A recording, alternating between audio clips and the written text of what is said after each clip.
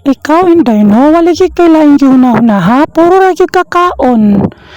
Abi, pag pinormal ko no, Inday, dili magsige ko na niya ng kaon. Kung dili kaon, imuhang hunahunaon.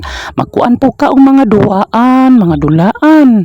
So, dili gyud na Inday, ha? Magpinormal gyud ka kay, ng ano, hapit na baya ka mo school, Inday. So, dapat magformal ka, ha?